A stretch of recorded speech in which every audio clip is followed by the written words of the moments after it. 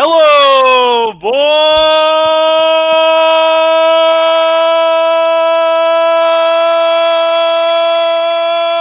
And we're live for another edition of the MMA Analysis Podcast. We are running a tight ship tonight. Sean's got to see McJesus. He's getting his pants taken off. You know how this works. He doesn't got a lot of time. So we're going to jump right into it. We got 2 Canadians, 3 Americans. Still 3 of us are American here. So what's happening? I didn't see the fights from the Contender Series. Did I miss anything? Not really. Hey, I actually enjoyed the card. It wasn't bad. Thought it was fights and no. Is it going further downhill than it has? I still haven't seen them yet, but I made some money on them. That's good. The talent level for the talent drop off from the first season or 2 is astronomical. I think they were actual prospects in the first season. Yeah, well, now we just have journeymen. Now you got Hardy in season 2, right? 31-year-old fucking contenders and shit. We got journeymen that are on a little bit of a streak. That's what we got in fucking season 4. Well, Dustin Jacoby. The best performance and the guy that everyone was talking about for the card is a guy that had only fought in the Alaskan Fighting Championships. So if that tells you what you need to know, Alaskan Fighting Championships. I told you he was a hard dude. Black man. Alaskan Jew. I would say there was no one good on the show, I would say. I think that would be mine. There's no one that even has actually top good. Yeah, I would say there wasn't a single person that has top 30 potential. I mean, I'm intrigued by Alaska, but I mean, who knows, dude? Who fucking knows? He's like, what was he like? He's like 25, 26 though. Got, he looked okay. 6 fights. The urologist. Yeah. It's the man. All right, well, that works. So, yeah, last week's card. What a shit show this was. So we only got 8 fights, right? How many were there supposed to be? 13? Yeah, had a lot 13, canceled. 14. Depends how fucking far back you go. Yeah, that's true. That's true. There was probably 18 at one point. Yeah. An absolute shit show of a card. And a shitty undercard. I mean, my goodness. But Chris Gutierrez and Cody Tyler Durden. I didn't see this fight. 28-28 draw across the board? Bad. Is that the first actual 3 judges scored a fight a draw in UFC history? It's gotta be close. Yep. So I'll start on this one. Until everyone knows I'm Mr. 10-8. I'm probably more liberal with 10-8s than almost anyone. At least anyone I know. I throw 10-8s out there like every single card. You do throw a lot anyone. of 10-8s. Yeah, that's true. That wasn't the 10-8 first. And if that was the 10-8 first, then the third too long. Second or third, whatever one that was the beatdown. Was that the third round where Gutierrez really put it on him, I think? So no, it was the first round. The first round was a 10-8 for Durden. No, I'm saying if the first was a 10-8 for Durden, then the third needed to be 10-8. For me to do a 10-8, there needs to be damage. There needs to be someone getting close to finished. I think that's the biggest thing for me. If you do not get close to finishing a fight or you're never in true danger, I cannot score a 10-8. He had control for 5 minutes. He landed some pitter-patter. He stayed on him. He never threatened to finish. He was never in a spot where I go, oh shit, he's about to get knocked out or choked out. And it was just control. There was no damage. None. It was like this was the biggest shot. I don't know. Yeah, And he they was gave it just 10-8. he was just doing that the whole time. Was he in for like 4 minutes? He was he on had his top the back. whole round. Yeah, he had his back the whole round, did no damage. And then in the third round, Gutierrez beat the crap out of him. And there was a lot of damage, and I thought he was going to finish a few times. So I love 10-8s. I would have liked to see a 10-8 on both sides if we were going to go that route. I don't think there should have been a 10-8 in the first. I don't care. I don't know how you look at it. Like there's got to be damage, or at least have a sub in like fucking threat to finish. He landed 3 significant strikes in the first round And got a 10-8. That is terrible. Yeah, that's one of the worst cards you'll ever see. I mean, Shit. Everyone on Twitter, good job. Great job, judges. That's what I scored it. I'm like, that's what it's hard to round. say that shit like every week almost, but that's one of the worst fucking scored rounds you will ever see. You cannot give a guy 10-8 for. I mean, I get the control, we but say this every week though, Wes. Every single week. this was bad. There was no we're gonna damage. continue to. There was no threat to finish. Like to me, the damage is one thing, right? Like you got to hit a guy a lot and bloody him You've up. been doing this show, Lance, for what? Over 5 years? I've been doing it for like 10 years. Yeah, almost. And how many times? I've been doing it for almost 5 years. We've had this conversation 100 times, and it never changes. It's not going to change. No, it's horrible. As long as they continue this system with the 3 judges, it's never going to change. It's not the system. Like it's the system to a point, but the judges are also fucking terrible as well. It's the judges because it's the same judges too. Because there it is. Like if there was 3 of us, we probably would have scored the fight the same. But we grabbed 3 of these judges who are professional judges. It's all over the place. And like there was the fight last night on Contender Series. Yeah, that's what I was just about to say, dude. They were all over the place on that one too. One had a 10-8 round. One of them had a 10-8 round. Lorisenko doesn't know how to read numbers, so check. Wait, so what happened there now? She starts announcing it. She was like 27, 30, 29, 28. She's reading them backward. 30. Oh, I hate that. I don't even know what the score was. I don't even know. Was it unanimous? I don't even know if the right guy. I don't even know if the right guy won. I still question if they had the right. Well, there was 2 30-27s, and the second round was dominated by the guy who lost. Yep. And then one of the rounds they gave that guy a fucking 10-8, didn't they? Because there was a 29-27 a 29-27 in there. So they gave the guy a fucking 10-8 in there. I don't know. I don't know what fucking they were looking at the second. The second scoring that guy the second is as bad as giving a draw a 10-8 round on fucking Gutierrez. That's just what's even worse, the Jacoby fight. He only got one. He got one card. He got no 10-8s, and the judge gave the other guy the third round. Two other judges. Two of them gave him the third. The MMA judging is like Supreme Court judges. They just like get there. They're in there for life, and like even if they're fucking terrible at their jobs, they're just there. Referees like it's just never gonna change. Like all of MMA. The refs are better than the judges. Not saying much. Jacoby outlanded him like 28-5 or something in the third, and just because he didn't go in there and kill the dude, they gave it to the other guy. They gave it to the other guy. You can't judge like that. It's like they do with like first and second rounds going into the third. How many times do you think they give a guy that's close, that's losing the first round? 1-1. They give him the second. I think they do that shit all the time. I think they do it all the time. Like, it's a close round. They're like, show me you want the fight in the third round. I think it's also a little bit of recency where you watch the first round, this guy's getting his ass kicked. Second round, he's not getting his ass kicked. He's showing a little better, and you go, well, maybe he won the round. And they do also do that with like big underdogs. Period. If a big underdog, like with John Jones, if John Jones doesn't go out there and kill somebody, people start wanting to give the other guy rounds because he's not doing what everybody thought he was going to do. It's crazy. Andrew's on, former MMA analysis host. That's my boy right there. On-site reporter. Yeah, if you haven't seen, you got to go. Luca's basement. The dude got me a damn cameo from fucking Aljo, which was fucking just absolutely sweet, man. That was awesome. And he has the funniest podcast episode we ever did when we did a whole episode where he acted like Luca's he was basement. in Luca's basement the whole Luca's show. mom's basement. All right. Yeah. It's not his own basement. Well, it might be now. We don't know. Not back then. Not back then. No.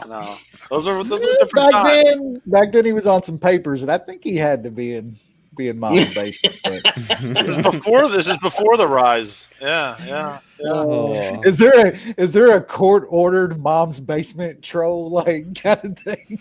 There probably was at one point. Oh man. All right. Next fight. The rest of this undercard. Jamal Emmers and Vincent Cachero. I didn't see this fight either. These are the two fights I didn't see. It was fun. I thought it was okay. It was a good little scrap. Emmers, they gave me. I thought Emmers looked better. I don't know. I guess the opponent change kind of definitely switched it. Tiny guy. I thought Emmers looked good. He was fun. I thought it was a fun fight.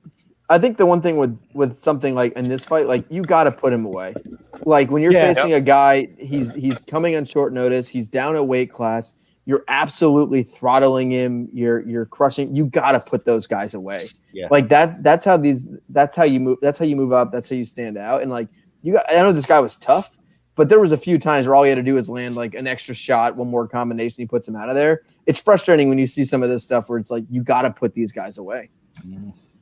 But I thought he looked okay. I thought he looked what he should have. I thought the other kid was tough. I thought he was a tough guy, but you got to put guys like that away. Yeah, that's how you get noticed. You're right. I'm always right, Jay. You didn't get noticed. Nathan Manis and Johnny Muñoz. Well, this was an interesting fight. A lot of dick kicks. There was like 13 on the card. Yeah, there was so many. This fight was so bad, I stopped watching it. Most of it, like the second and third round. A lot of cage pushing. Yeah, I was barely watching, but was this the right decision? Yes. Was it? Yeah. Because every time I did look up and start paying attention for a little bit, I felt like Manass was losing. But no, it was close. The other guy was. There was a lot of holding, but Muñoz landed 0, and then that's the issue. Muñoz outlanded him 49-21. That is not. That's what I saw too. Every time I looked up, it was Muñoz punching him in the face. You know how I feel about those stats sometimes. I know, but he won the first round 19-2. Yeah, he won the first round. Were there a little like knees to the legs and the clinch and stuff though? Yeah, like like 13 of those were on the ground. Yeah. Yeah, every significant strike standing felt like it came from Manis. Also, Manis had cut him. I mean, who are these people? They don't matter. They don't matter. I know. Let's move on. Who cares about the man ass from fucking wherever? Well, Frankie, I saw the signs. Definitely saw more than just the signs. He saw the stars against Jonathan Martinez. Signs is done, Lance. Sorry. I'll let y'all fucks talk me into that one.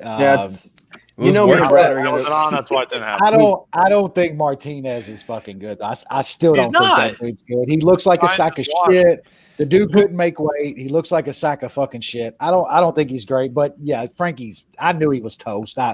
I saw a big number and had to. He's a 39-year-old bantamweight. Yeah.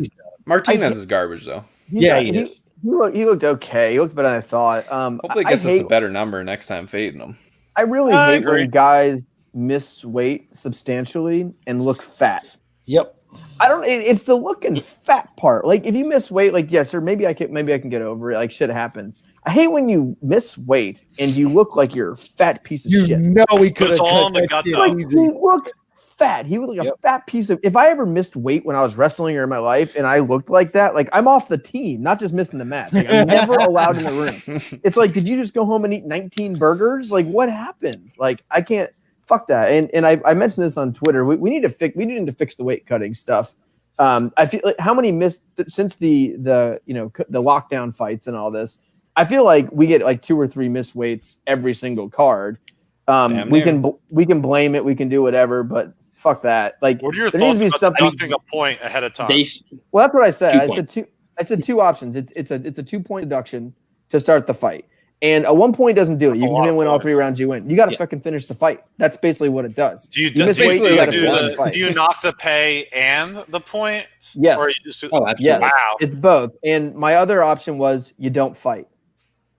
You lose 10% for every pound you miss by. See, that's good.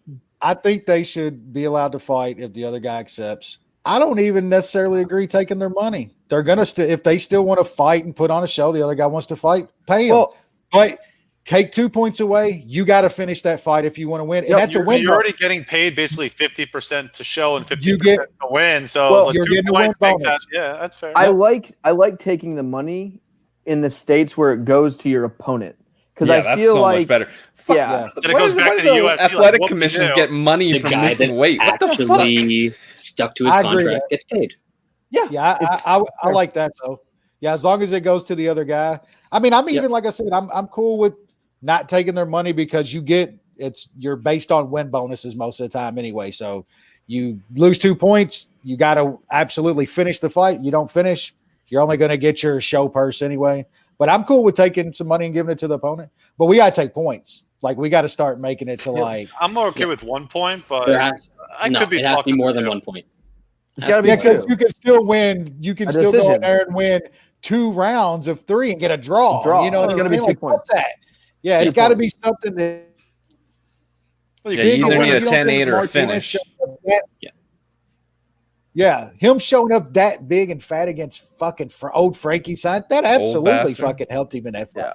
Oh, you could tell he just like Lance said, he was so fat he just quit. He said, "Fuck it," like 5 pounds out. That's a huge advantage, and that's why like I think the 2 points thing is one, but like, and maybe it is my roots, but like, you don't make weight, you don't fight. Like I know it sucks for the fans, and it sucks for the fighters, but if the UFC should pay the guy who doesn't get the fight his show and his win bonus for being professional and showing up, cancel the fight. They can't. You should cancel the fight. That's my number one option. My number one option is cancel the fight. That's the only reason. On content though. That's all the UFC is about. That's the only reason. Make a 2-strike rule. That's one the only time, reason. Okay. Second time, you're out. I wouldn't want to see the fight canceled because I think it hurts the other guy just as much as it's going to hurt the guy that you're not letting fight. The UFC's not going to pay him. They're definitely not going to. That would have to be part of it. Well, Derek's talking about the issues in he's talking about the books having to reline fights due to weigh-in issues. That's not the UFC's first priority, though, is to care about the gamblers. It's not. Well, that happens in every sport with differences, right? Yeah. Like, there's basketball player X or something like that. Yeah. Like, I mean, NBA game, 20 minutes before tip, LeBron's not playing. Like the line moves 4 or 5 points. That's the way it goes. Quarterback is out. Whatever it is. Yeah, different lineup than expected in a soccer game. I get it. But I mean, this would be a significant difference. But again, that's not the promotion of the sporting organization's priority is to appease the gamblers. That's not. So whatever. They got to do something though. I agree. I think there's so much talk about this exact fight. It's just because it looked unfair. Because he had this old guy. An old guy versus. How long did it take you? I think it was about 2 minutes and maybe 20 seconds, 2 minutes, 30 seconds into the fight. I'm like, dude, it was quick. Like you could tell within the first round that like signs went down a cliff and it was only a matter of time until he was getting canned. Yeah, it was not good. Moving on. So main card. We got shit on in the comments of our breakdown of this fight last week. I saw that. Yeah. Which one? The Venata Green fight. Yeah. We were. What did you guys say? All I know is I cashed some dog money. So yeah, same here. I was on Doggy decision. Land. Yeah, I was on Doggy Land. Who was giving you guys shit about your pick? Somebody said the Venata Green analysis was so bad. I wonder if you even rewatched the first fight. Venata was all over Green. Nearly finished him, hurt him badly in round 2, and won all 3 rounds in my book. He also landed 4 fucking takedowns, yet you say Green should be able to out-grapple him. What's this person's name? Tell me their name. And he out-grappled him and outstruck him and hurt him. He beat him everywhere. Richard V. Thanks for watching, bud. Thanks, Dickie V. Nice job, baby, with a capital. You didn't watch the last fucking fight? It's going to be the exact same. Oh man. Imagine watching these two guys since that fight and thinking that Lando was the better fighter. Were people that is just bad. I passed because I'm always against betting Bobby Green just because he just finds ways to he looked. But I couldn't see betting Lando in that fight. Remember when Venata faced Ferguson was like a wild card in that fight? Well, he was a super late. He was like a 2-day replacement in that fight, and he fucking and he landed a punch. He had moments. Yeah, he landed a punch, and he's been overrated for the rest of his career. Correct. Basically, Bobby Green's good when he's not dicking around. I wouldn't say he's good, but I mean, he's good enough. He's not his peak, but he's competent for sure. He's got a good fight IQ. Every time he started acting stupid in that fight, he got clocked too. So it's like Bobby, he doesn't learn. No, he's never gonna learn. I don't know. I think he's to me he's pretty capable. He can take a punch. I think he's got pretty some hands, like shit and get lit up. He has good technical ability, obviously. Yeah, but when he's in there pointing around and talking and having a conversation and getting smacked in his head, like if he just be tight and fights, like I was thinking that going in, he's gonna fight smart. He's better than fucking Lando. Because he's that kid that you played with, that you played basketball with, like in middle school, and would he'd talk no matter what. Doesn't matter. This ain't bad. You blow by him, and you blow by him, and on a crossover. Doesn't matter. Next time down, he's going to keep talking. That's what he does. That's what he does. Yep. He's live by the sword, die by the sword. This might sound a little unfair, but when I think of Bobby Green and a fighter that's like him, I think of Jorge Masvidal, actually. That's not terrible. Like those two guys are is a better, obviously better. Jorge at least has gotten some good wins over the past year or two. Yeah. Bobby Green is still waiting on some of those. He's a shitty Jorge Masvidal. Yeah, I wouldn't say shit. It's just not. Yeah, a poor man. I think is a poor man's. Oh, that's shitty. Jay, you can't say he's poor just because he's black. Yeah, it's fucked up. You're not. It's fucked up, Jay. You're gonna have to get Lance Jones hosting the show if you keep up with this. You're gonna get fucking canceled. You're gonna get canceled. Wow, fucking, Jay. Fucking Jews too. I almost got canceled the other day. All right. On to a friend of the MMA Analysis. I think at this point he's a friend. I don't care what Lance says. I don't not like him. I nothing him. This is very surprising. A lot of fun fights for you not to nothing. This seems like a Lance guy. This is the most surprising thing to me about this card is learning that this is not a Lance guy. I enjoy watching him fight. He's fun. The word fan is short for fanatic. I am not fanatical about him. I don't. If I see him fight, I don't get all excited and giddy. I'm not excited. I don't get nervous when he's fighting because I like him. He's fun. If he gets knocked out, he hasn't been in many boring fights. No, he's great. Whether he wins or loses. I don't care. I will say though that this fight was the classic tout go against the grain thing by going with Randy Brown. There was a lot of people that were liking Randy Brown going into this. I never saw it. I don't get it. It was a terrible idea, and he got obliterated by a much better fighter. Yeah, like you have to have power to bother Luque. Got to be able to hurt him and I'm telling you, watch keep going. Or you have to have insane volume, like Barbarina, and just keep coming like a bulldozer. And I think you still got to have some pop because I'm telling you, Luque has got one of the most ridiculous chins that you will fucking see in the sport. That guy can take it. That's got good recovery. That's the problem, though, is the guy takes it fucking constantly. He's like Tony Ferguson, man. Yeah. If he didn't get hit like that and shit, I'm telling you he'd be a title contender, but I don't think he ever will be because he gets absolutely like Thomas Almeida. There's a lot of guys like that. Some guys, if Thomas Almeida had been Luque's chin, it's a different game, but he doesn't. I mean, Luque's striking is so fucking good. It's excellent. His jiu-jitsu is crazy good and doesn't even fucking use it. But getting that line against a guy like Randy fucking Brown on Luque, you're right. The whole Twitter fucking MMA idiots are going against the grain. No, that guy should have won that fight 99 times out of 100. There's a fight on this week's card that reminds me a lot of how this fight is lined. We'll talk about that. Mm-hmm. I agree. I think we're all aligned there. Instead of taking Luque, some touts took Calderwood. That's the sharp play right there. And they put 5 units. Max bet. There's only 1 or 2 fighters that like being submitted more than Joanne Calderwood. How are you going to have 5 fucking units on Joanne Calderwood? Did he check with the clinic before making that bet, or what happened here? He did not do his due diligence. That's he probably didn't have a plan B for that. All he's got to do is make a call to Casper. I mean, I'm sure that dude's got every female MMA fighter cycle in a book. I'm telling you, every one of them. The black book. He's got a blood book, baby. That's doing your due diligence right there. Yes. No plan B. Stop. Yeah, now Shevchenko gets to murder this. And now we got people saying Maya. There are some people that are in the know that think Maya's the real deal. I mean, is Shevchenko going to be minus 15? Is she going to be more than minus 1,500? Wrap it up. Wrap that shit up. Wrap it up. People are. Yeah. I didn't know Danny Maya fought. Let's go to the next fight. Derek Brunson and Edmund. Oh, he was retired. Very wrong about this one. Old Lance would have bet Brunson all day, every day, because I always like to chase the old sort of wrestler. Nope. Like what you're going to do this week. Yep. I bet Edmund.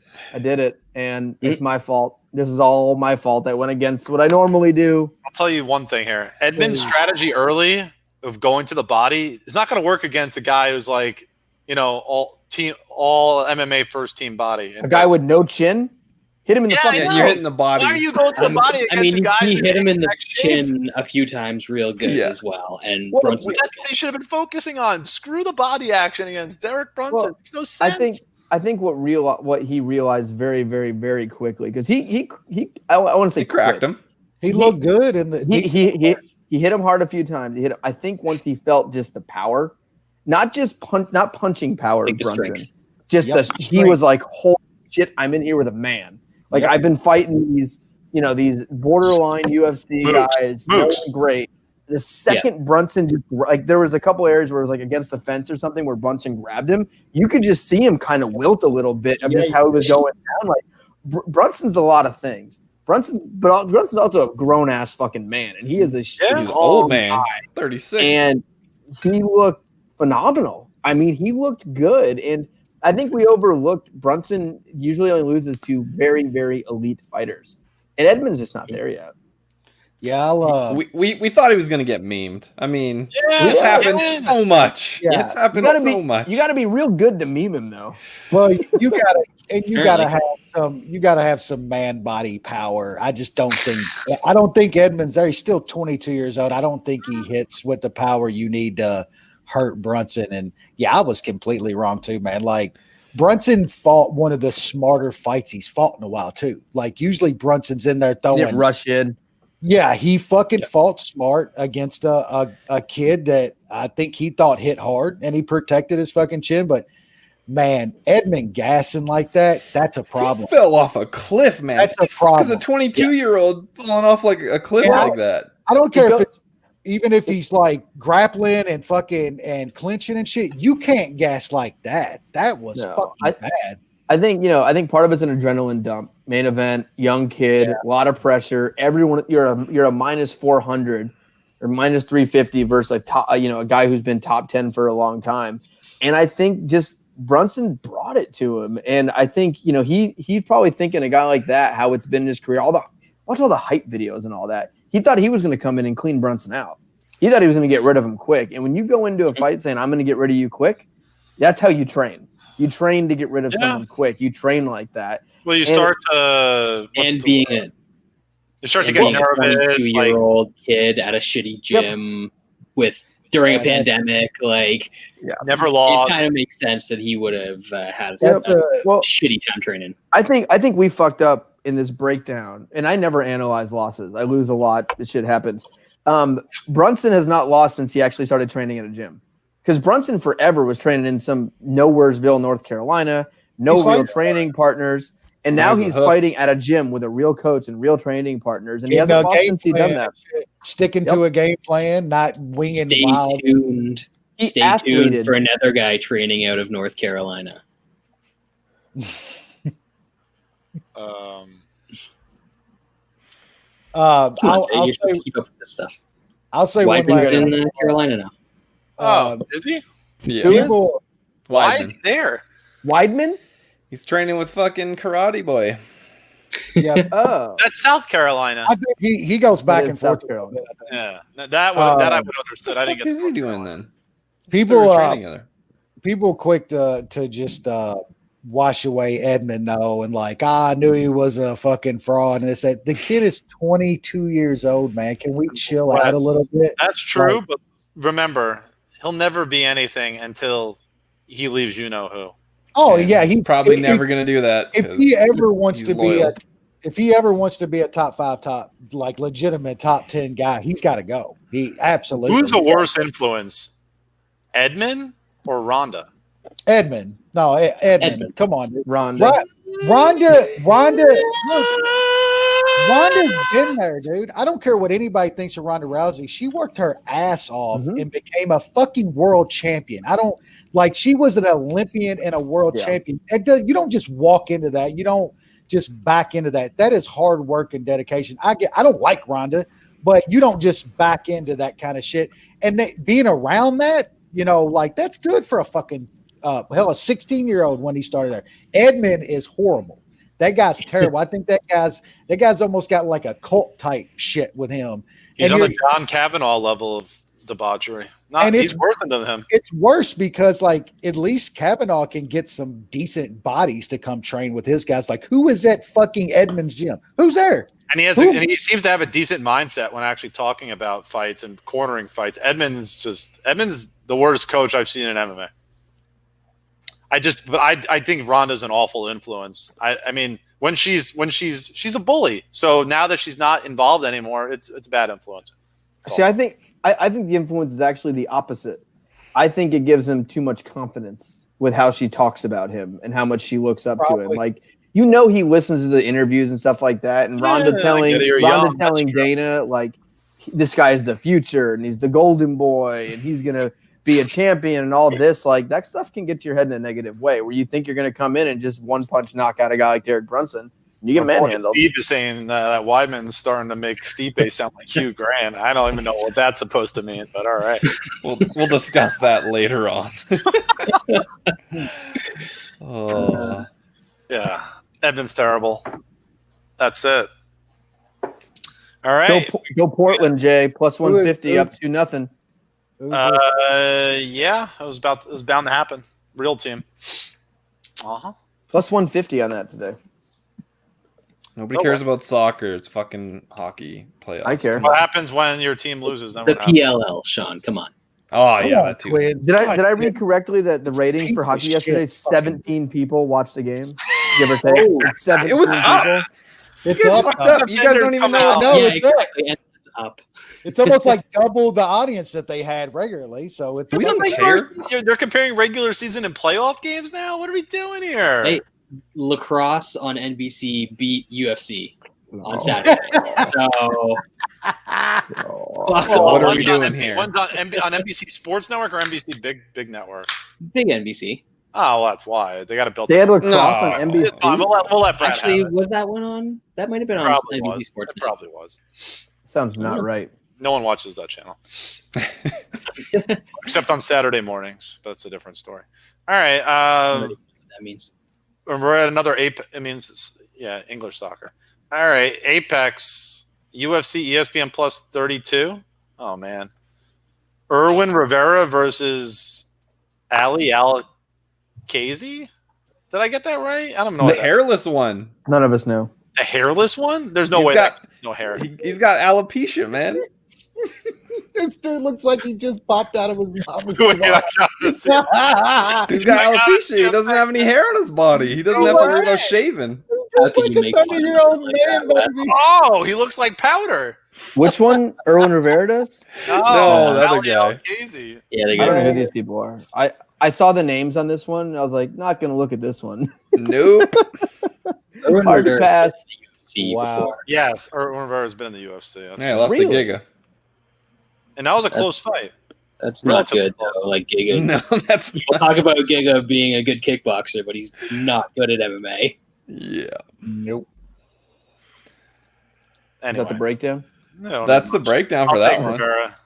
I've seen him before. I feel he can beat a guy who's never fought. Rivera's going to win. I think he came in on short notice last time against Giga.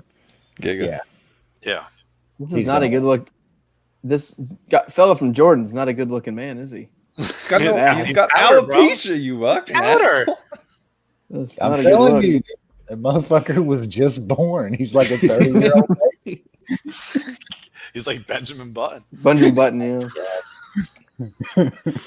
God, something called Peter Barrett. Is that like a soap opera star? I don't know. This guy makes Josh Emmett look good. No, that's one of the Dana's dudes out of Boston. This dude's probably only getting a shot because he's from that gym up in Boston that Dana Joey fucking knows on. Stuttgart or whatever.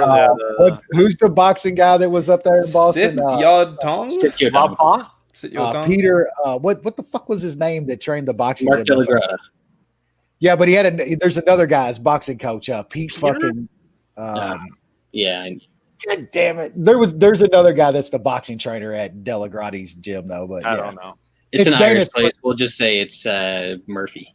It's Peter Murphy. Yeah. Pete McMillan. Pete McMillan. Sullivan. It could be. Facing Youssef Zalal, who fought 2 weeks ago? 3 weeks ago?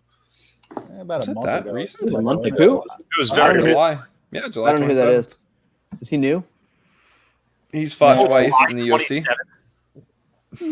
Okay, so he fought a week ago. Yeah. Yeah, I mean he should. This guy fought a week ago, and I already forgot. Well, he fought on the Poirier Hooker card. Oh, Really? that was a little while ago. That was June, wasn't it? Yeah, it was a month. It was like 5 weeks ago. Huh. That was fun. That was a good fight. He's not bad. Yeah, he should win here. This guy's Oh, This dude's I nicknamed remember. Slippery Pete. He's gonna get Yeah. fucked up. Slippery Pete. This dude's Sneaky gonna go. Pete. He's gonna go back to jacking fucking cars out of the parking fucking lot in Boston next week. This is done. I thought he worked valet, but usually just for a day. So Damn. Zalal's minus 450. I guess that Three makes sense. wins ago, Slippery Pete beat some guy named Jay Ellis, who at the time was 15-75. No way. And now what is he, Brad? Oh my God, he's lost 18 What, fights 90 since then. times in his career? Now Oh my he's God. 15-93. Does he fight- Wait, he's lost 18 times in a row? 20, I think I saw. Holy, that's got to be a record. That's incredible. I mean, it is Yeah. MMA. It's probably not. I mean, I want to fight this guy. he looks I want to like know what he. I want to know. 20 losses in a row. He's trying to break 100. He's fucking 7 short. I mean, on his. He can do it if he trains hard. Every single loss is a rear naked choke. He basically immediately gets he's taken only out. been to 4 decisions. I gotta get a. He's up to 15-92. He's up to 15-92. Dude, this guy has fought 100. Has fought 108 times, and he's been to 4 decisions. He has 15 wins. 15. He's been sub 64 times. So anyway, Jay Ellis. Bro, look. We need to get this guy on the pod. Holy fuck! Yeah, if we can get him. the level This of I would break. competition I would break cadence of the show to have this guy on the pod. He's Holy lost, shit. he's lost 19 times in a row. 20. is That's 20. guys, come on. How old is he? 36. Is he He's American? Wisconsin. He's like 1 in Oh, he's Midwest 35. MMA. All right. He's like I've been 1 waiting in, for Jay. Let's get it trending. Dude, oh my God. Guess who he has a win over? He No, subbed Meerkat. No way. How? Swear to God. What He kind of subbed- sub? He subbed Meerkat with a In it just says- 2007. It He just says fought Kobe choke. Covington. Oh, what kind of choke? It just says choke, but it was a technical submission, which means he choked him. He choked him Meerkat dead. out. No way. What Never year betting was this? Meerkat again. 2007. Oh wow. 2007. Look, I That mean, is- then they moved him. Like he fought Kobe Covington a few fights later, and Kobe subbed him in a fucking 2 minutes, 2 minutes and 45 seconds. Covington What must have the been like 20 years old at that His time. 5th fight. It was Kobe's 5th fight. Yeah, it was 6 Oh years my ago. God, dude! Have you seen his record? I don't understand. He also Yeah. beat Daniel. He also beat Daniel Strauss. He choked Daniel Strauss out. What the Well, he's not fuck? the only person to ever choked Daniel Strauss out. All right, Jay. The guy's This 15 and guy- 93, and he choked out Oh, Meerkat this guy- and Daniel Strauss. Don't act like that's He normal. has to. This guy is worth the story. He's apparently like fucking great and is like fucking 2000 pride. This dude's getting paid to take dives, is what it is. It's the only explanation. The only fucking explanation. Jesus. Is he like somebody Christ. you invite to like birthday parties? Like your buddy is like really obsessed with MMA and like he's like, I'd really like to sub someone. It's like my dream. to get an MMA when you I hire really this like to guy have a for pro 50 fight, bucks. bring this guy in. Yeah. He's fought Anthony Pettis, Pat Everyone. Curran. He's fought everyone. He's fought like Tony all Tony kinds Martin. Wow. This dude's fought the who's who of fucking MMA fighters. Even This man, guy's great. man. This guy's a literally legend. this is who you start with, like this, like 6 degrees of whatever his name is. He's fighting Yeah. fucking. He fought Roy Markham back in 2000. I saw that. He literally could probably touch every MMA fighter with the 6 All right. degrees separation. We're all picking Zalal because this guy. Yep. There's no way. I When's mean, the last time he had a relevant win? The 6 years ago against Meerkat? dude. I mean, I'm he's taking- only had No, one. that He's was only had fucking one win. 13 years ago. Also, I'm Zalal's taking- not actually fighting Ellis. He's fighting the guy that I'm taking fought Jay Ellis. Ellis. I'm taking Uh, Jay Ellis. He's not Right, even. that's true. Sorry. I'm finding a parlay. I'm finding a parlay for. His next fight, we need a line on it. What the fuck is What that? organization is that guy fighting in? What was his last org? He'll fight wherever you need anywhere. him to fight. Yeah, Wherever that's true. there's a cage. Birthday parties, bachelor parties, retirement gigs. What do we got next? Yeah. Wow. That kind of made my night. That's Jay Ellis. It's a little MMA rabbit hole right there. even Brad didn't know that history. That was This next fight's actually not bad. Yeah, Justin Jaynes taking on Canadian pound for pound number 14, Gavin Tucker. That's about right. Sounds right. Yeah, inactivity, big loss. Yeah, he's older than I thought. He's old. Oh yeah, he's not. Jaynes or young. Tucker? Tucker's older than you. Yeah, exactly. I thought he was took forever to get to the UFC. He's 34. Yeah. I remember he had one good fight in the UFC, then his next fight was not very good. Yeah, he got beat by Rick murdered.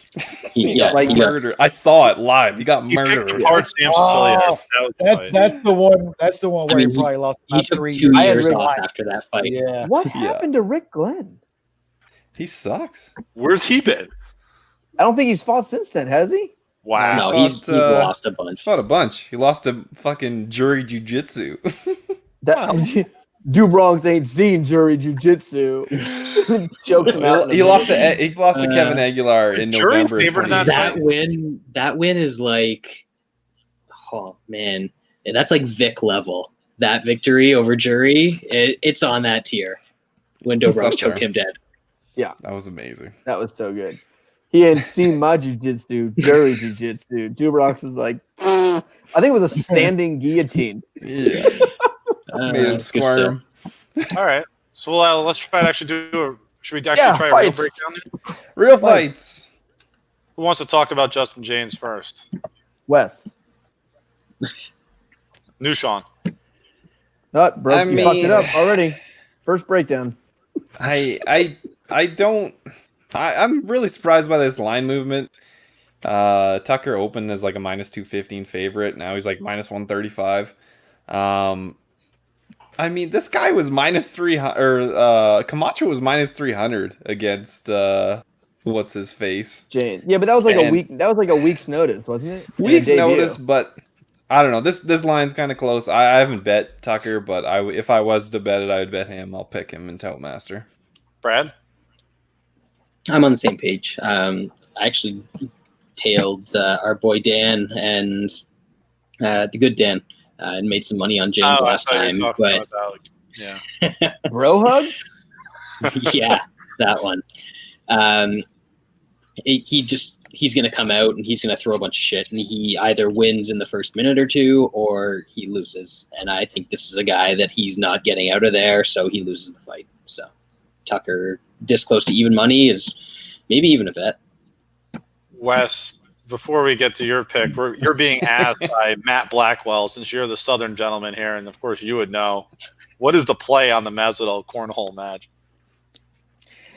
I mean, you always got to go with the experience in cornhole. They just Masvidal. They know how to get that bag smacking off the board just right. So the same people who bet fucking Masvidal versus Usman are going to bet Masvidal in the fucking match. Does he have a better or worse chance here? I think he has a better chance against fucking this guy. Yeah, better. Yeah. Oh. Yeah, I pretty much agree with everything those guys said. I think Brad's right. This is just a guy that I don't think Jaynes is going to be able to get out of there, and just hopefully, like we're saying, Tucker's already 34 in a lower weight class, so that's just kind of a little worrisome. But I think he's a slightly better guy here, and if the line keeps going like it's going, I'm going to have to throw a little bit of money. I thought maybe the opener was a little high, but was thinking more, minus 185 or something like that. So if it goes a little lower, I'm going to have to make a small bet on Tucker. Lance? Yeah, nothing too much different than the fellas. I think Tucker is the more likely winner. I wouldn't have played him at a big number. If he was going down a little bit, I would look at him, but I just can never get that Rick Glenn fight like out of my mind. That was one of the biggest beatings I've ever seen. I remember betting on Glenn. Because he was some crazy. If I recall, Glenn was like a crazy number. It was like over plus 200 or something. Yeah. I think Tucker's decent. it's just weird to me when a guy takes this long to get the UFC. He's mid-30s. Jaynes striking okay. It was more of like, to me, that was almost like a sloppy, I'm facing Camacho, land a shot. I don't think that's him. I don't think he's this guy who has this great power who can clean anyone out.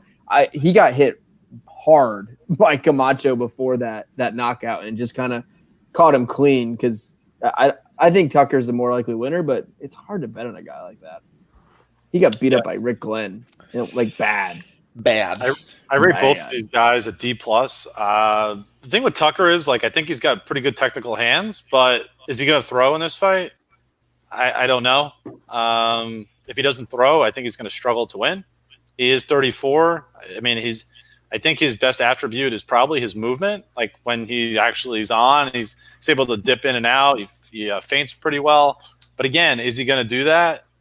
I'm not confident. Like I said, I'm with Lance. The Glenn fight is certainly in the back of my mind. He hasn't fought in a while. I think this is buyer beware situation. I could see either fighter winning. I think it's pretty close. All right, let's move on to Kevin Holland and Joaquin Buckley. Ooh. All right. Wes, why don't you start? Did we skip a couple fights here? Oh, no, this is the order on Wikipedia. Should we change the order? No, it's fine. This is fucking Wikipedia anyway. What? That's how I did the order. UFC's website. Yeah, they pull the order from fucking fucking Wikipedia. Yeah, I mean, dude, I had Sanchez and Turman next, but yeah, I mean, Tapology has the order. Like, it will be that same. I use Junkie. Same order on best fight odds too. So I'm gonna go with that. No, I mean, you got to like Holland in this fight. Buckley's coming in here on short notice, man. He's fought in LFA. I've seen a couple of his fights, but he's fighting some kind of bad guys over there. I think he fought a couple of bad guys to get over here. He's going to be a short fucking muscled up midget in this fight, and I think Holland can use his length and just kind of do what Holland does. I think Holland's. I think we liked him a lot last week. It sucked that fight got canceled. I like to see him. He's coming right back this week, so everything should still be on point. And you gotta like him in this fight. I'll definitely have him in a parlay. New Sean? Yeah, I don't know too much about Buckley. The last two guys he's beat are 1-3 in their last 4 fights, so that's not saying too much.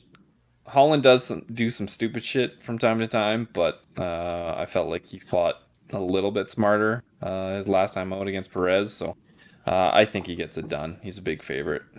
No surprise. Brad? I'm actually not so sure about Holland in this one, and I was kind of considering betting him as a 2-1 favorite like last week. So I don't know. You look at a guy's record, and he's not facing great competition, but there's some wins on there that are pretty good. Like he went to decision with Logan Storley as well, and not a lot of guys survive against that dude. So if he can survive there, I think that he can survive with Kevin Holland. So it's really going to be sort of a back and forth kind of grappling match, I think. And it's who's going to be able to last a little bit longer. So I'm just staying completely away from this. And I'm probably completely wrong. Wow. Lance. Okay. Are you going to be completely wrong? No, I like Holland here. I think he's going to grab a neck and finish him. And Storley's a dominating guy. And wrestles though. He's a wrestler. You know, he gets the wrestler chokes. He has some decent ground and pound. Where Kevin Holland to me he's a finisher. Kevin Holland can finish in a lot of different ways. He's got good ground and pound, decent strikes. He has good submissions, and I think he short notice, little fella going up versus big fella. I like Kevin Holland a good bit here. The line is obviously steep, but I think it's warranted. And you know, if Buckley wins, it's gonna be catching Holland. Buckley has finished most of his fights. He has decent power from what I can tell. Holland's I can't recall Holland ever even getting badly hurt, let alone finished. Okay, yeah, I got Holland to D+, no grade on Buckley. The reality is Buckley longer. taller, more experienced, Buckley. younger. I mean Holland. Yeah, Holland has basically all the physical advantages in this bout. There's no reason to bet Buckley here. This is Holland's fight to lose, and I think this is this our for a consensus? Is this a yeah, that's what the touts are gonna fucking do. So we might as well play it. Munich don't play tout games. What they're gonna do though is they're gonna have the wrong other piece. Is what they're gonna have. Watch. Who is? They will have Holland though. All the touts will have Holland and their chalk. I mean, it's been going down ever since it opened. You know they're parlaying that shit up. So we'll give it away for free. Sanchez, Wellington Turman, middleweight bout. A friend of Wes's, Andrew Sanchez, or was. Yeah. Are you gonna support him here? Are you gonna support him with your wallet? Oh wow, this is tough for you. It is. It actually is because I think Wellington Turman is fucking trash. I think he's absolutely trash. And if I knew that Andrew Sanchez was anything different than I've seen and could go 15 minutes of laying on top of this guy and dropping hammers, I'd be all over him here. But man, we all know that Andrew Sanchez is he's the best 2-round fighter that's probably in the division. Like he's right up there. He's pretty good for one and a half. One and a half. Yeah, 1.5 or so. He gets smashed the second half of the second round. If fights were fucking 2 rounds, if they were 2 rounds, he'd be fucking top 5. But they're not. Yeah, I actually think Sanchez wins this fight. I do. I think he does what he's done in some of his wins lately. He's going to win the first couple rounds, and then he's going to be hanging on for dear life in the third. I think that probably happens, but man, I can absolutely not trust that guy. I don't know how you can trust that guy with a single dollar of your money. And I'm going to pick him to win at Outmaster, but absolutely no bet. All right, New Sean. I think Sanchez has been getting a little bit better cardio. It might be just the style matchups in those fights, maybe, but he threw decent volume. Like Vittori's good, so it's kind of tough to look good in the third round against that guy. But against Barrio, he threw decent volume in the third. Against Perez, he threw decent volume in the third. Well, I guess less so in the Barrio fight, but in the Perez fight he did. I don't know, man. Like Turman's probably going to want to get takedowns, and I don't think he's going to get it. So this is going to be a standing fight, and Sanchez throws more volume than Turman does. So he's better. I don't want to have money on Andrew Sanchez. He is fucking sketchy as hell, and might just die in the third. But I'll pick him because he's a dog, and I think this is a legit coin flip fight. Brad. Yeah, I think Sanchez probably edges out this fight, and he does his thing where he wins round 1. And Turman is not good, as the guys have mentioned. If he doesn't get you out of there in the first minute or two, he can win decisions against really shitty guys, but he doesn't do anything. And I think Sanchez is going to beat him early and still have enough to get that second round. And Turman probably takes the third because, Andrew Sanchez. But I'm picking Sanchez, but the round 3 on Turman is plus 1,500. That's pretty good. That's kind of crazy in an Andrew Sanchez fight. So I got to take a little shot there. So doing a quarter unit. That's ridiculous. I get it. Sanchez fight. Yeah, holy shit. Lance, are you going to go with Andrew Sanchez too? Slight difference of the boys here. Slight. I'll be betting Andrew Sanchez. In this fight. Oh no! I think you guys almost talked yourself into it, right? Everyone said it's a coin flip. I'll take plus 135 on coin flips all the time. And yes, he has his cardio issues. Yes, he tires out in the third. But if I take the cardio out a little bit, and who knows, does Turman have better cardio than Sanchez? Doesn't matter. Maybe everybody does. Maybe not. He's a muscle-bound idiot. Like, who knows, right? Sanchez is probably the better striker. He probably has the better wrestling. You can probably keep this, fight in the feet. I wouldn't even be surprised if he got some takedowns here and got on top. I think Sanchez, if you look at MMA as a game outside of this cardio piece, right? He's better. He's better everywhere. So I think if I'm getting that, I can take a shot on the cardio and hope it holds up for 2 rounds for him to be able to get a decision. But I think he has the more weapons. I think he's more active. And, Sanchez or Turman is not a power guy. He's not knocking you out with one punch.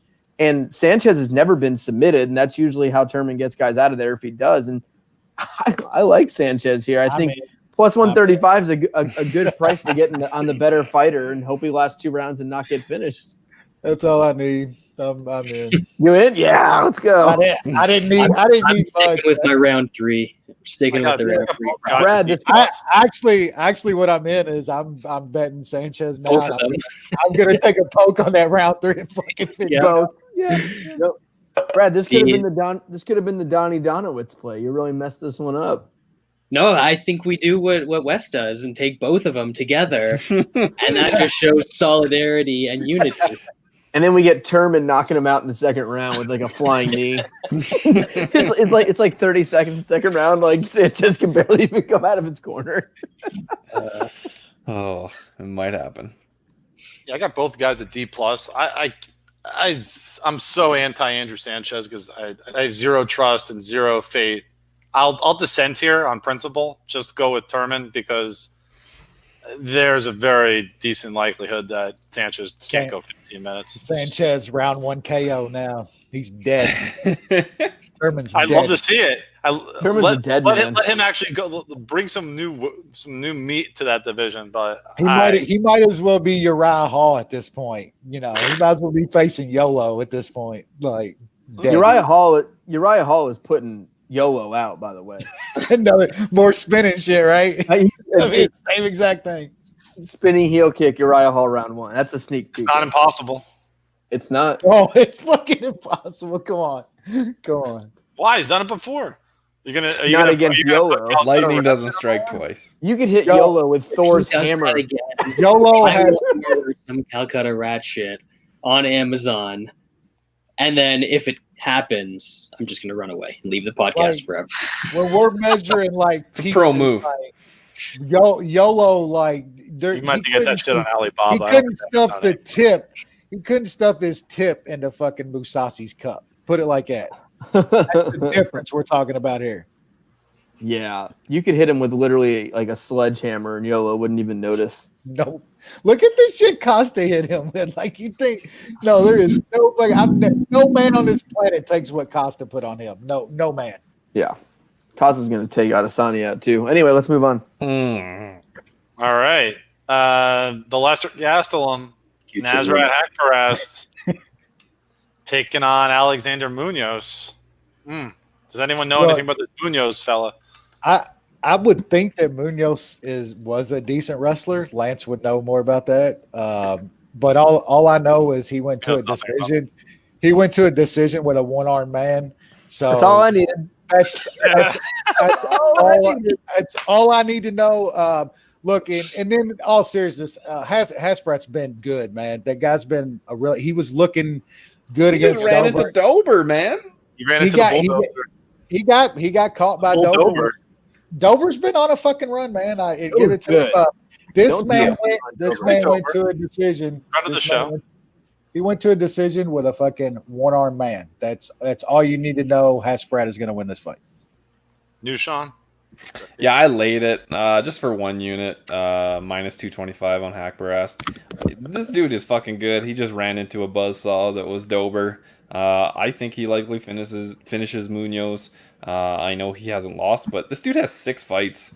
Haqparast has been in there with some okay guys and done well, so this is an easy bet for me.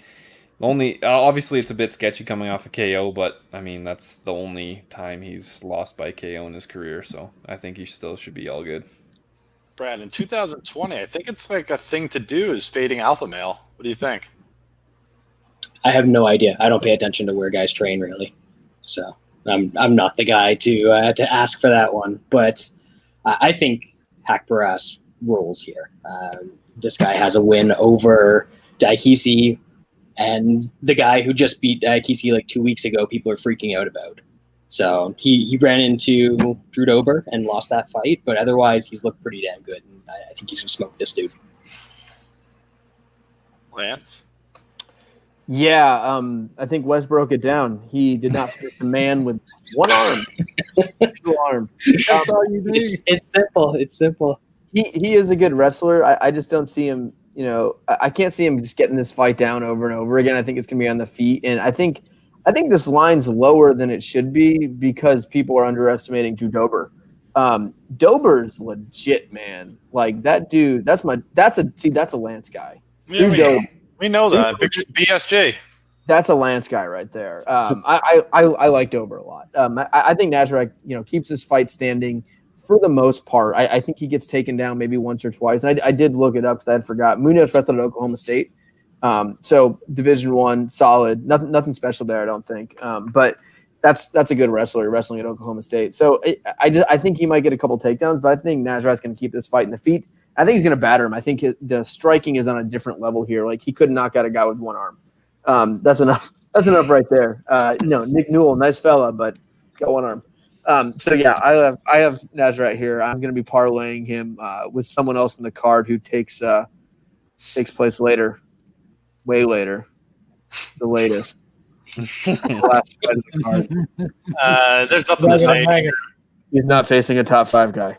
We'll take Haqparast too. I mean, solid fighter in that division versus a guy like you said, decision against the one-arm man. That's an auto fit. Ends of story. Timmy Means, the Dirty Bird, taking on Laureano Staropoli. That's right. Yeah, this is kind of a tough one because I think one guy historically is a better fighter. But I think Tim Means is fucking about done. I don't know how you could washed. He is completely washed. Washington. I mean, I don't see how you could look at him over the past few years, and I mean all the injuries, the knockouts. He looks bad. He looks really fucking bad. And his style just doesn't.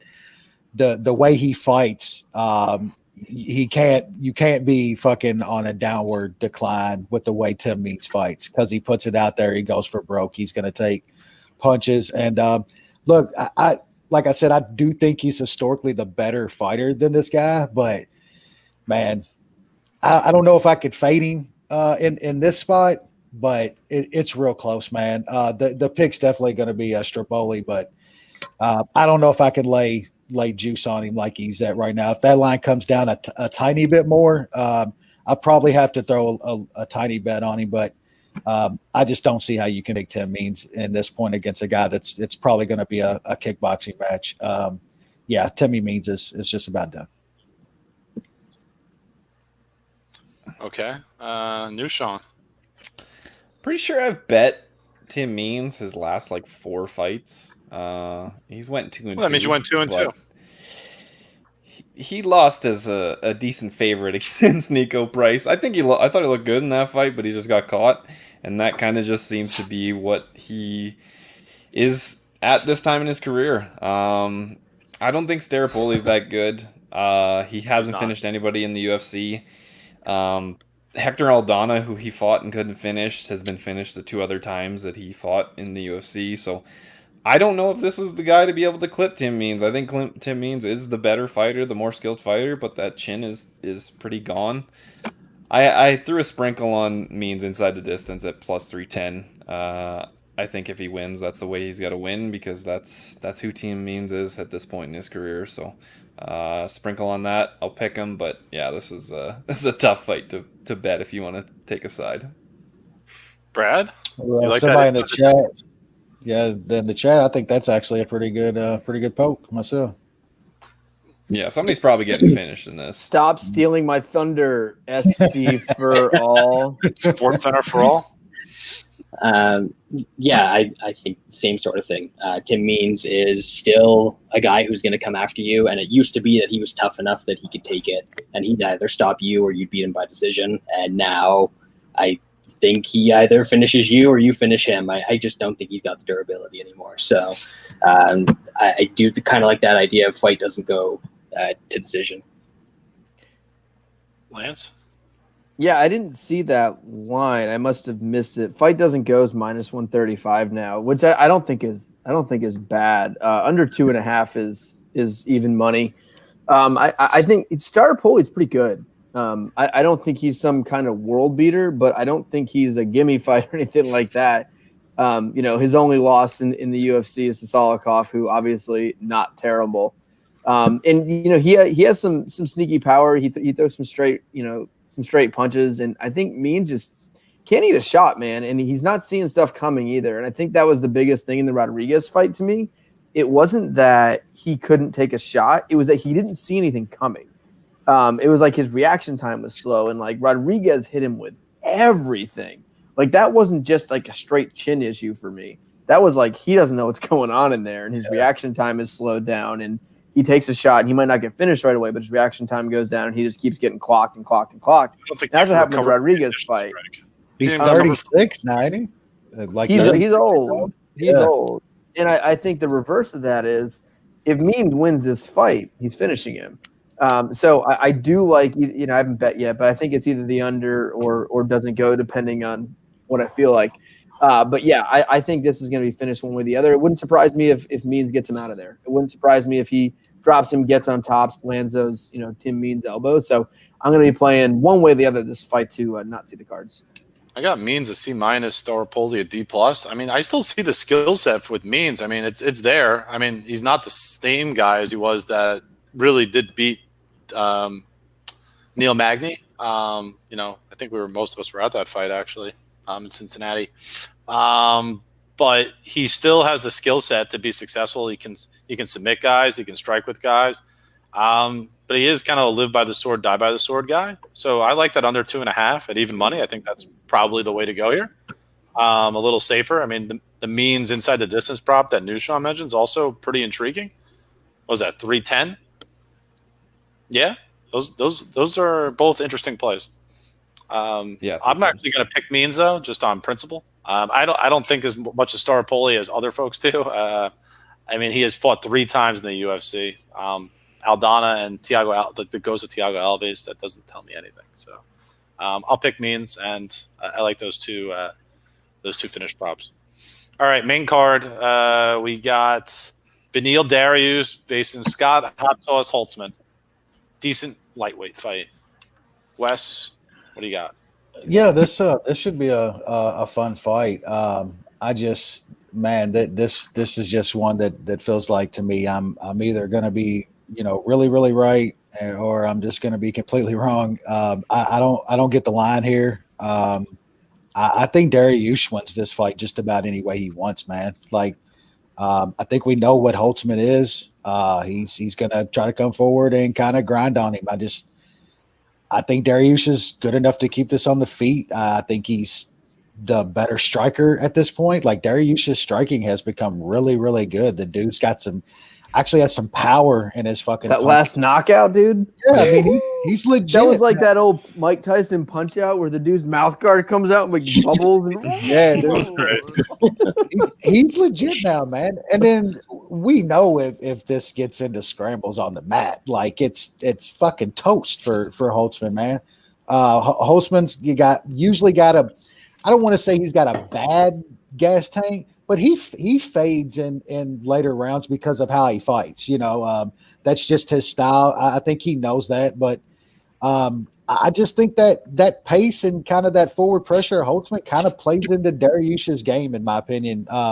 Dariush can win this any way he wants. Knockout probably goes to a decision, but I think Dariush just kind of stays away and counter punches on Holtzman for the entire fight. Maybe he gets a late finish in the third when Holtzman starts to fade a little bit. So I laid it straight when he was around minus 160, like a parlay with him and Holland. I think that's around minus 115, minus 120. So, yeah, I like Dariush a lot. He's probably my favorite bet on the entire card. Sean, your favorite bet too? I don't really have a favorite on this card. I do like Dariush, not as much as Wes. I just do have some concerns about Dariush's chin.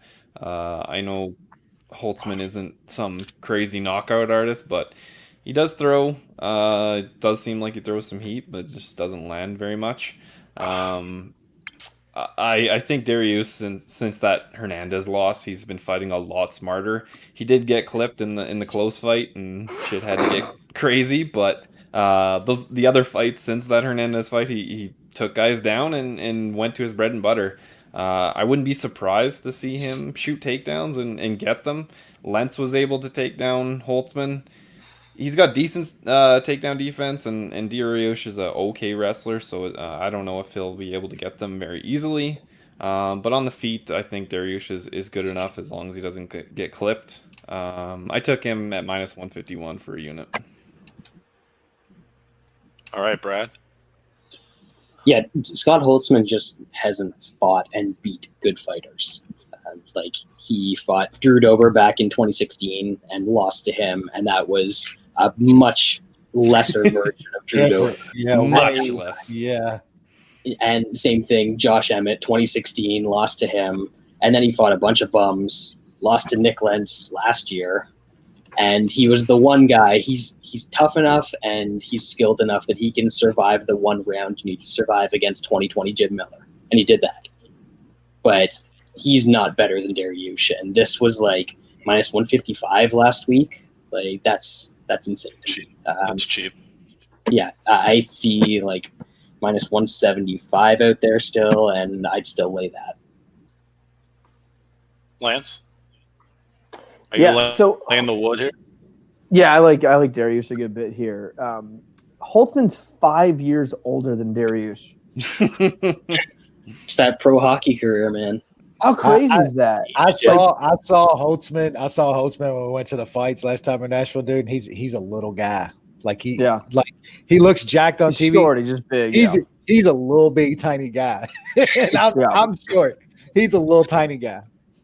Well, Dariush seems older than he is, and I think it's just his body. We've been watching him for a while. Yeah. He's a weird. He's only 31. Yeah. He's the 30. He's also like very intellectual, guy. like older than his mature. Yeah. But he's only 31. And really, you could say at this point, Dariush might be the best he's ever been. He was a straight jiu-jitsu guy. Has always had decent wrestling, but not enough to just have jiu-jitsu and a little bit of wrestling to go with it. And, we saw in his last fight, it was a little sloppy at times, and it was kind of, all over the place. But Dariush, his striking is improving. And I think in a fight like this versus Holtzman, I don't know if he can take him down, at least early on in the first round. Holtzman is a stronger guy, and he can keep fights standing. He's probably the better wrestler. But I think Dariush has enough takedown defense to keep this standing. And if it does get down, Dariush, is the much better, jiu-jitsu player on the ground. And I think Dariush is a little bit better everywhere here. So I do like Dariush. I'll have him in a parlay with Holland. Yeah, I got Dariush at B-, Holtzman C-. This is a pretty wide discrepancy given the lines. Honestly, this is probably my favorite side in at least 2 or 3 cards that I could think of. The line is wrong. It should be probably about $1, if not more, maybe closer to 3-1 favorite for Dariush. I mean, he is just significantly better in every facet of MMA. First of all, Dariush has never lost by decision. Holtzman would have to knock him out to win this fight, in my opinion. I don't see another way that he wins. Holtzman inside the distance is like plus 515 or plus 550. If you're looking for some coverage to play like Dariush straight, I mean, I think Dariush straight is an excellent play. And you could just cover yourself if you're really interested in doing so with Holtzman inside the distance at over 5-1. Again, the level of competition, the technical striking, the scrambling ability. I mean, Holtzman's not going to hold Dariush down. And does he really want to play on the ground with Dariush? I mean, I wouldn't. I mean, Dariush is just a far superior grappler to Holtzman. Let's talk about just pure wrestling credentials, but just technical submission grappling is just far superior. This is a mismatch. Dariush all day. Chalk to parlay tout. Fucking. That's right. I forget. Don't pay fucking touts fucking $50 for that parlay. It's gonna be Holland and somebody else. We're giving you the other right piece. There you go. We'll give you the good one. They'll give you the bad one. The less Mookie piece. Yeah. All right. Do we got to talk about this? This is who the other piece is going to be. Are you kidding? Max bet season. 5 units on any fucking chick fight. Yeah. God they damn. play the worst chick fighters imaginable at heavy juice and then lose all their money like every week. One fighter I've heard of, one fighter I've never heard of. Never good. Take a look at Goat's decision. The one I've never heard of by submission in the first round. The other chick was on Tough and shit and is bad. Brad, is that a new style of play? Like bad. Take inside the distance of a chick you've never heard of before? She has 7 armbar wins or something like that. 8 armbar wins. She left. She Russian Ronda? Armbars are in MMA. All in the first round. She left Russian Ronda. No, she left Tough and went and fought fucking just a line of cans that behind her. Like she got her shit pushed in by like bad fighters on Tough. Dude. She's fighting on Raw Underground, I think. Mm-hmm. You'll see about that. Darren Stewart taking on Maki Pitolo. Is that coconut bombs? It's coconut bombs. That's a guy. I like. Is he a friend of the show? I like that guy. I like coconut. He's almost a friend of the. We need one more good performance. But also, this is some of the best nickname off here. The dentist versus coconut bombs. That's pretty solid. Very pro wrestling like. A wrestling match, which is the way MMA should be. Raw Underground. Maybe this is the first Raw Underground fight, Brad. I like both these guys. Okay. You like Darren Stewart? Give us some thoughts on this. Yeah, he bangs. Yeah, no, these dudes are gonna throw bombs. This is gonna be bombs. This is gonna be a hell of a fight. Yeah, this is gonna be the fight of the night because I don't know if either guy gets a finish either. I think they're just gonna tee off on each other. They both are fucking granite too, man. Yeah, they can both take it up. Yeah, it's close, man. This is one of those fights, dude. I don't really know, man. I could see either of these guys winning. I think Lance is right. This is gonna be two dudes throwing just crazy fucking punches at each other. I think you might see a little bit of grinding against the cage and just work. I don't see this hitting the mat. Should be a fun fight. I'm leaning towards taking a little bit of the dog money here on coconut bombs. Like I said, I could see Darren Stewart absolutely winning this fight, but in a fight that I think is a coin flip, and either guy could get the other one out of there. I don't want to lay any juice. If I play anything, it's going to be a dog or pass, and coconut bombs would be the pick for sure. Nushan, you on the bomber too? When Pitolo hit like plus 170, I was kind of thinking about putting a small bet on him. But now that he's come down, I don't want to have any part of this fight. Like you guys said, it should be I think Stewart is probably the better technical fighter, but coconut bombs doesn't really get he's fun. Get rocked and he throws bombs, so I wouldn't be surprised him clean the other guy's clock, but Stewart's able to take it too, so I just don't want any part of it. I'll pick coconut bombs though. Brad, what kind of prop you got for this fight? I haven't really looked at anything on this fight. I just kind of feel like UFC wants coconut bombs to win this fight. They should. He seems like the more marketable guy, and given the guys that Darren Stewart has fought and beat, I feel like this line being this close is kind of weird. I actually kind of thought that coconut bombs would be a little bit of a favorite here just because of the hype. So I don't know if I'm missing something, but I'm probably going to end up playing him a little bit. Lance, I know you're taking the coconut bomber. I just got the feeling. I'm not. I am not. Wow. Shit. This is a surprise of the card. That's not. I do like him. I think he's a fun guy, but Darren Stewart has good hands. He has really, really good hands. And we usually, when we see him lose, is if it's facing someone that's going to take him down, that's going to wrestle, that's going to push him against the cage. when you in the fights that Dariush Stewart has, just been in a kickboxing type match, that dude's a little tough to beat. His hands are good. He's quick. He can take a punch, and I think Coconut Bomb seems like one of those guys. If he starts getting in a dogfight, he's not going to do the smart thing. The smart thing would be take him down. It would be get on top, lay on him, recover. I think that's a bite on your mouthpiece kind of a Hawaiian guy. Absolutely. And I think that can get you in trouble. Stewart's got big power.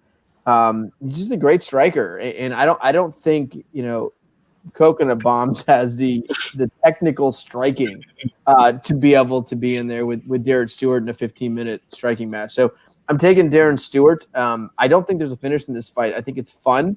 I think there's some back and forth, but I think Stewart just is the better, cleaner striker, and I think he's the bigger guy as well. Yeah, I got both of these guys at D+. I'll pour that. I think, again, this is like kind of like this is like a gun. Why? Why would I do that? D+ seems like not accurate to me. Maybe neither guy has proven to beat anybody worthwhile yet. Yeah, they've all kind of beaten up that's like scrubs of the scene.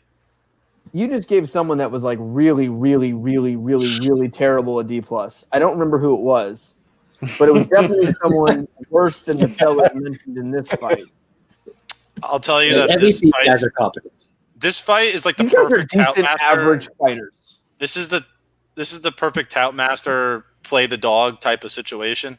It looks like it's kind of like just a guns away fight, and the plus EV play is the underdog. I'm not sure about the finish either, and I think the line kind of suggests the same. It's like they could just knock each other around, get tired later. They get sloppy maybe in the late second into the third round, goes to a decision, or there's an early finish. You really don't know. I'll take the Coconut Bomber on principle again. I think the price is not bad given the situation. I think though that my problem with Stewart is his volume. I think he throws power. There's no doubt about the power in his hands, but I don't know if he has the guys that he's fought in the UFC they're not volume strikers, and now he's facing a guy who could throw power and can throw with some volume, and I think that could be trouble for him to kind of take two together. So I'll take the Coconut Bomber.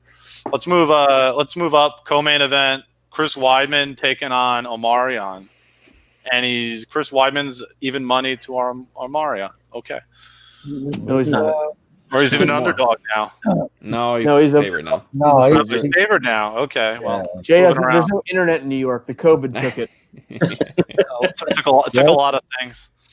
It's wild.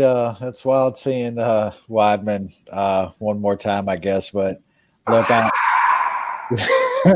Lance doing his Rick Rude impersonation. It's moving, Jerry. It's moving. Look, I think that this is that happy face Lance. This is happy face Lance. It's the closest he's going to get to happy face. True that.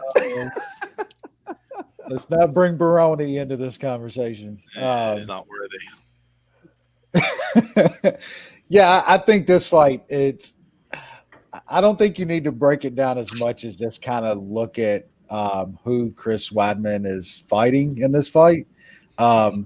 Look at all the guys that he's fought up until this point. Record aside, they're all just guys that are light years better than the guy that he's about to fight. You're right. And you're right. Yeah, do I think that Weidman is fucking getting completely washed at this point? Yeah, I mean, he's not the guy that he's not even close to that guy anymore. But I mean, I think Lance said it before the show. If there was a guy that we could pick to have Weidman fight and you'd want to possibly bet him, this is fucking it. This is the guy.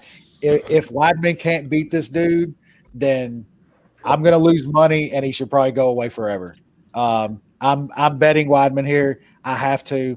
The guy's just so much better of a fighter, I still think, at this point than the dude he's fighting. So at a price like that, I think you got to take it. And if you're wrong, you're wrong. So Weidman for me, Probably my second favorite play on the entire card outside of Dariush. Sean, this seems like the same conversation we've had about Alexander Gustafsson in recent times, right? Yes, except Gustafsson was fighting guys that could finish him. Weidman never retired, but yeah. And Weidman never retired. Akhmedov is not. I don't think he's the guy to finish Weidman, and I have a very hard time seeing him win a decision. The last time Akhmedov actually finished a guy, like knocked him out, was in 2013 against Thiago Perpetuo. He finished Ebersol, but Ebersol fucked up his knee, so it doesn't really count. So yeah, he just doesn't have power, and the guys that Weidman's losing to are elite fighters. I don't think Akhmedov is elite. It does scare me how much he has got fucked up. Weidman's got fucked up in the last 8 fights, or a little less than that, 6 fights.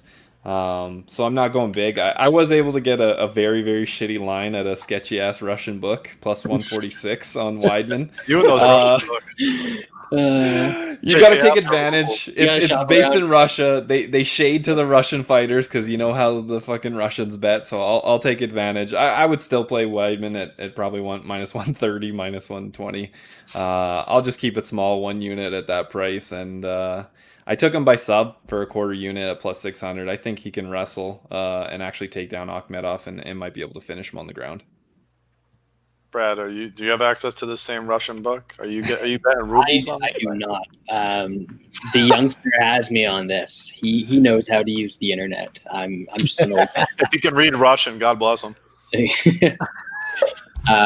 Yeah, so I don't have the book, but I do like the same play. And even at minus 135 that it's at now, Weidman, this is one of those levels things that the touts talk about. Weidman is faded from his peak, but he's still a very, very good fighter. And Akhmedov he hasn't beaten good fighters. He's not good. He's lost to good fighters like Weidman. Lance, by your name today, I think we know what you're thinking here. Yes, I think that's quite obvious. I think the guys broke it down pretty well. It sucks because usually, with a lot of these washed up fighters, we see them just keep fighting greats and great fighter after great fighter. And have you guys looked at who Chris Weidman has been fighting over the last 5 years? Yeah. This honestly might be the toughest run I've ever seen. Let me pull this up and break it down for you guys here.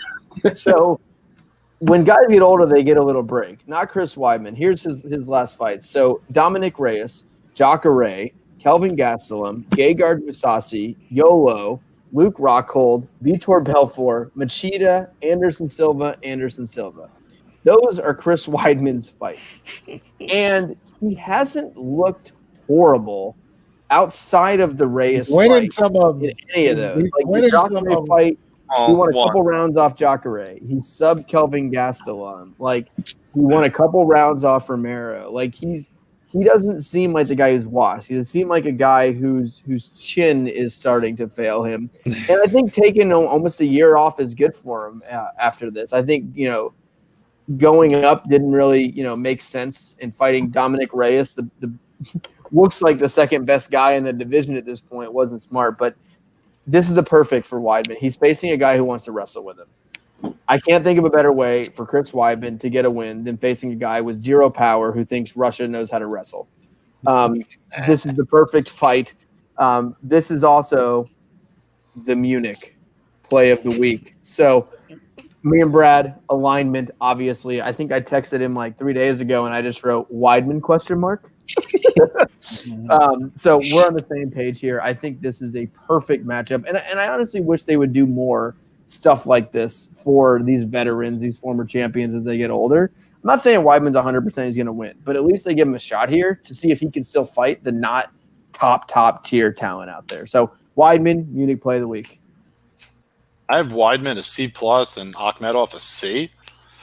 This is tough for me because I have no. I feel like Weidman probably had some of the worst luck over the last 3 years. Like he's had moments and you think he's going to win a fight, or he's looking like he's going to win a fight, and then like there's a big moment, and then he gets finished. It's hard to trust him over 15 minutes. It is. So I mean, I think he's skilled enough to win this fight. He should win this fight. Do I trust him to win the fight? No, I don't. He's gonna get knocked out? I don't know. Is he gonna lose a wrestling match? Would it shock you if he got knocked out? Yes. Okay. I'd be surprised. It wouldn't shock me that if he got knocked out so much as that Akhmedov knocked somebody out. That's exactly. He's facing a grinding wrestler with no power and no stand-up skill. He's the better wrestler. He's some power. I'll put it this way. Weidman finishes this fight. Okay, he finishes him. Darce choke, second round. Yeah, I think Weidman's the much better striker for one. If Weidman finishes Akhmedov, I'll let you name me on next week's show. All right. Oh shit! Everywhere. I can just. I'll let you name me. You can pick the name here, whatever you want. I can put this perfectly. Weidman's outstriking the shitty Russian. That's not the bet. Desperation takedown. Weidman, Darce choke. Good night. Second round, Chris Weidman sub. Sounds good to me. Plus 600. Let's go. Next, Derek Lewis versus a non-top 5 guy. I wonder what's going to happen.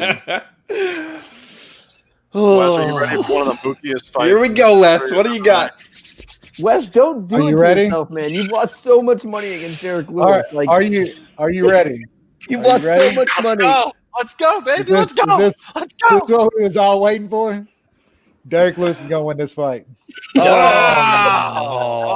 motherfucker. I finally talked you into the Derek Lewis over non-top 5? He's going to win this. No, he's going to win this fight. It's not even necessarily top 5.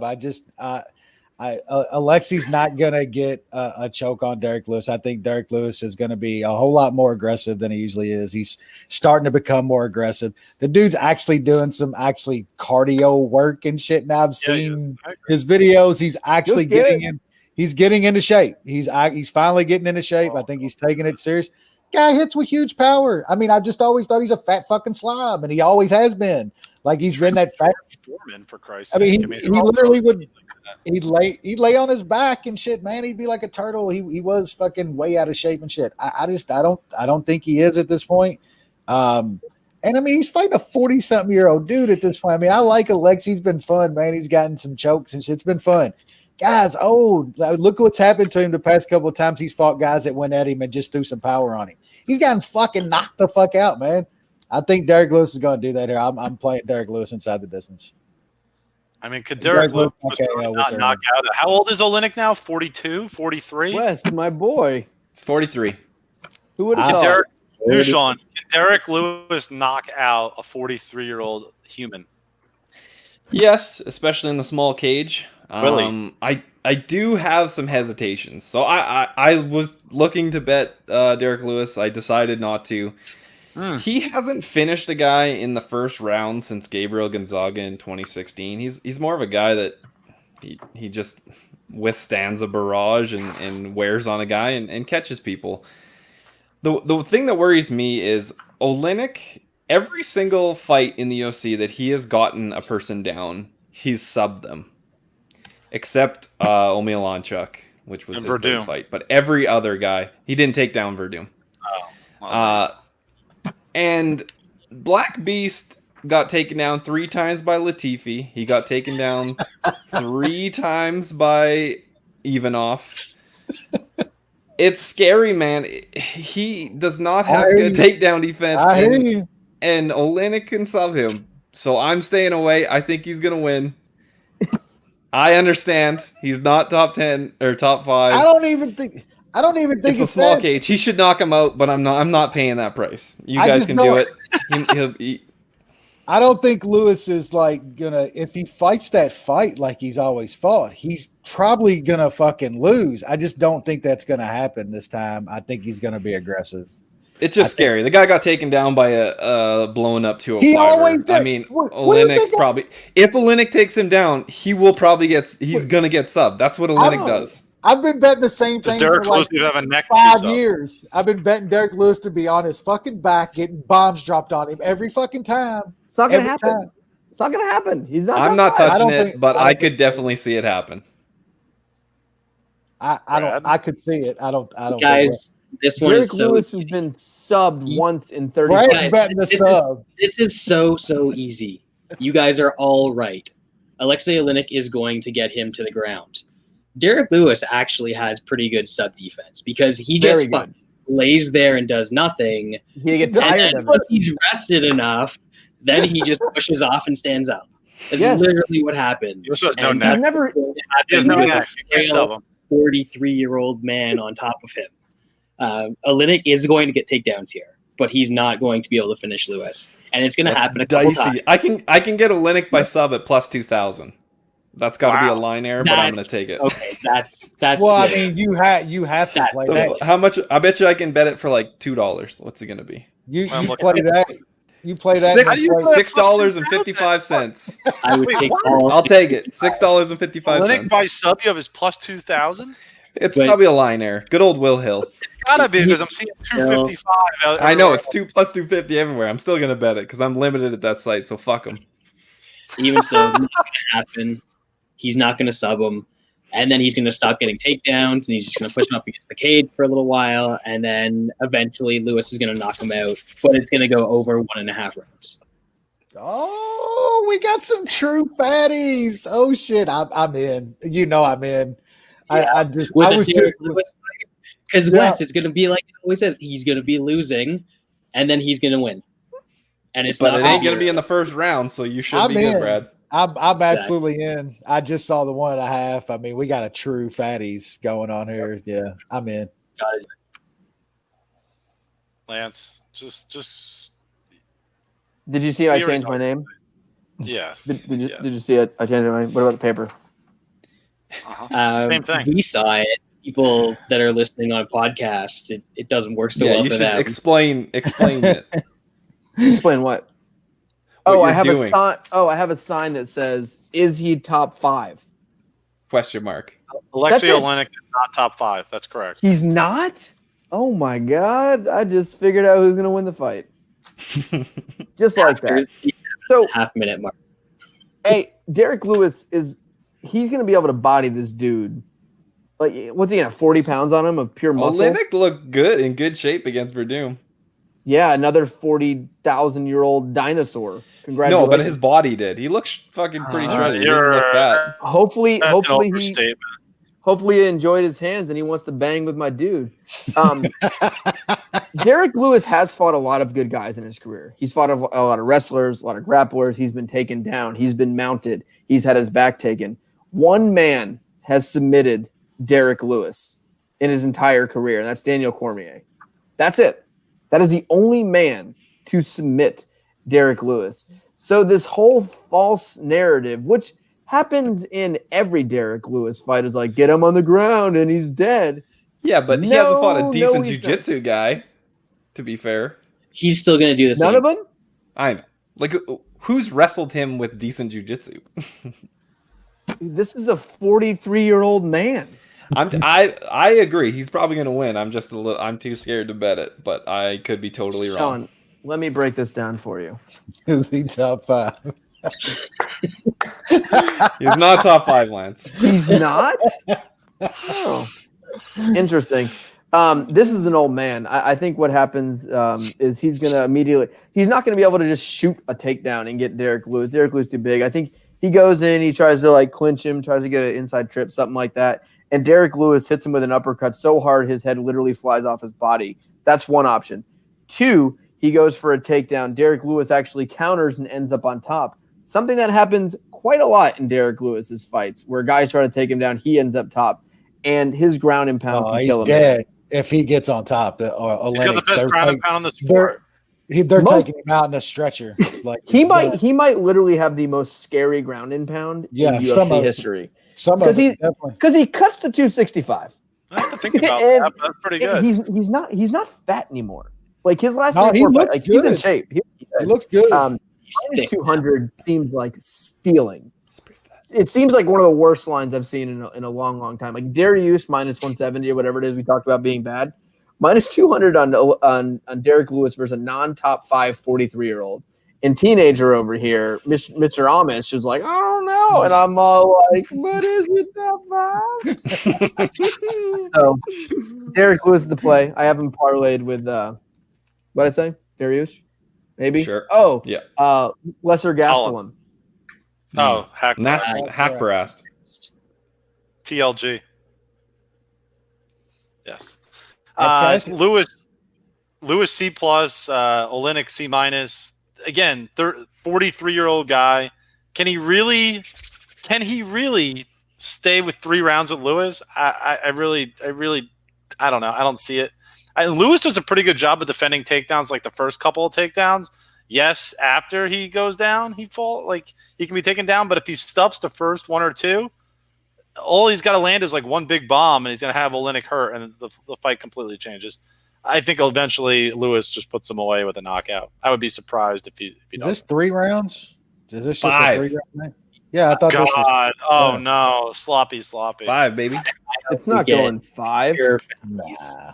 No. I think Lewis went to the 4th round and was losing to Akhmedov. We may have a Dada moment if this goes 5 rounds. What's Derek Lewis round 3? My man has the best cardio in heavyweight history. Yeah, I actually don't hate that. I think that's probably when it happens. Lewis round 3 is plus 775. That's so low. That is not high enough for any round 3 in the history of MMA. It's because Derek Lewis is the round 3 killer. Everyone knows he's got that card. How many third round finishes? He has a lot of third round finishes. What is he? He's 4 or 5. So 1, he finished. 2. So he finished Ngannou. He finished. He only has 2. Oh, he's got 3. Round, in the 3rd round. He's got 3. The Abdurakhimov was the 4th round. Yeah. Victor Pesta. So 4th round plus 1475 is getting better, but not good enough. I don't know if a 43-year-old man who's not in the top 5 can survive 2 rounds with Derek Lewis, though. My man looks good. The videos I've seen of him working out and shit, he looks like a fucking fighter now. Looks pretty good. You ain't gonna Ezekiel choke a dude with no neck. Yeah, he doesn't give a shit. You think Derek? I actually like the extra. He'll stand up. Extra weight. He'll stand up with him on him and just push him against the cage. He's on top of me. He stands up. I can't see him getting that choke like that on Derek Lewis. I just can't see it. The man's neck and shoulders and shit are just fucking massive. He could probably knock him out with just these punches. Yeah. Dude. Yeah. That does it for this week's show. Pay-per-view next week. Is Lance chugging his claw? Nailed it. The juice. He's now 1 deep on the night. Congratulations. Shit! Look out! I didn't finish a whole lot. Got some okay fights on Belly this week. Mitrione minus 125. What the fuck are we doing here? I know we love Timmy Big Dick, but I'm on Mitrione. Yeah. Mitrione. Bet that. One of the guys, SC for all, said Omari has decent power. So typical me. Looked it up. His last finish was 7. I already talked about this, Lance. God damn it! You don't even listen to my breakdowns. Well, you said you were unsure if you were betting Derek Lewis. So I mean, 7 years ago, unless you count the Brian Ebersol getting hurt. I talked about that. We already know. Did you really? Yep. Well, my buddy, he doesn't listen to anybody. He's just a talker. It's fine. It's fine. Well, my buddy texted me and said I might have COVID, and I was like, "Why?" And then I was talking to him. Oh, okay. Well, that's a good excuse. That's definitely a good thing to do during the podcast. Yep. Although the rest of us are watching sports. That's it. We'll see what happens. Jesus. We got a pay-per-view next week. Do we? Yeah. Yep. Derek the heavyweight fight that everybody wants to talk about that nobody really gives a shit about. Yeah. No one cares about this. Nobody cares. Why are they trying to hype this thing? Why is Ngannou not in this fight? Who's that? Because they want to give a fucking rematch. A hog? Watch your mouth. The Hog's going to fight the fucking winner. I want to say for a title fight that's 1-1 going into a trilogy, I don't care at all about this fight. If DC wins, he's retiring. Right? If he loses, he's retiring. If Stipe wins, he'll think about defending the belt in about he never fights. Never fights. He's too busy. He's too busy putting out fires, Dushan. Have some respect. Well, then he should quit MMA and let's move on and give the Hog the fucking belt. He gets paid more for one UFC fight than he does for like who knows 7, 8, 9 years of firefighting. What is the problem here? It's called saving lives, Jay. Yeah. You wouldn't know about being a you hero. get paid for being a firefighter. Come on, guys. You guys $68,000 a year. Yeah, 60 grand, 70 grand. Yep, 60. He's been there How for much a he getting while. paid for fighting? At least $500,000. More. In this fight, he'll get a couple. He'll get in this fight. Yeah, a million. Exactly. In 20 years. Jay, it's about duty and It's about public sorry. service. Civic Jay. duty. Public service. How dare I? Civic How duty. dare I? All right, let's get the fuck out of here. I gotta watch McJesus. Yeah, good luck. Connor? Keep your pants on till this. McGregor? The better one. The guy that's actually fucking the best. Connor just bought this guy and made him his butler. So now his entire job is just shining his belt. And with The that, highest- enjoy the That fight. was actually pretty funny. That was